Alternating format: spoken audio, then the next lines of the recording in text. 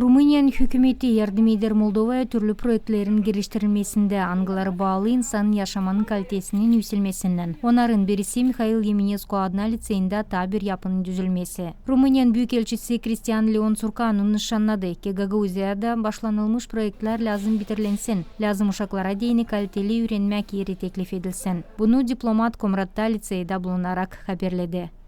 Bani aduse Republika Moldova pentru modernizare. Hepsi para Moldova'ya öğrenmek bölümünün modernizasyasına verilir. Bunda her bir yaşayan lazım pay alsın. Bilirim hani projekt Buharest'la ilerlenecek. Aceste eforturi din partea autorităților de la București vor continua și pe viitor. Rumıniya devletin büyükelçisi Sayır hani öğrenmek liseyde yardım edecek öğrencilere ta iyi bilme devlet diline. Limbii române aduce șanse mult mai bune. Dillerin bilmesi verir büyük kolaylıkları profesyonel orunda. Uşakların geleceğinde hem kolaylık türlü devletlerde onlara öğrenme. Aceea în instituții de învățământ superior din mai multe zone și din mai multe țări. Gagauzyan Başkanı Irina Vlach nişanladı. Rumıniyanın yardımından avtonomiyada birkaç projekt geliştirildi. Çoğu onlardan öğrenmek bölümünde.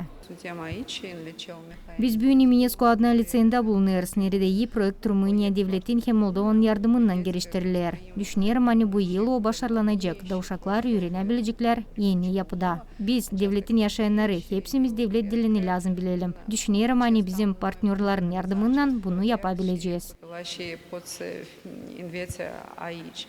Taraflar investisiyaların çekilmesini hem IT bölümünü de öğrenmekte açıkladılar.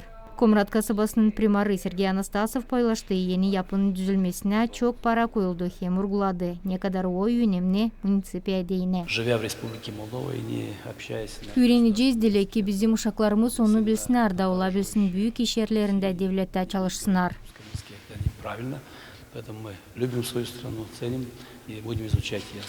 Düzmek işleri liseyde şimdiden sonra 80% yapılı. Onların başarılmasına da para lazım. Bu paraya düzmek kompanyası yapının iç işlerini yapabilecek. İşlerin başarılması gelen öğrenmek yılın tüketmesinden planlanır.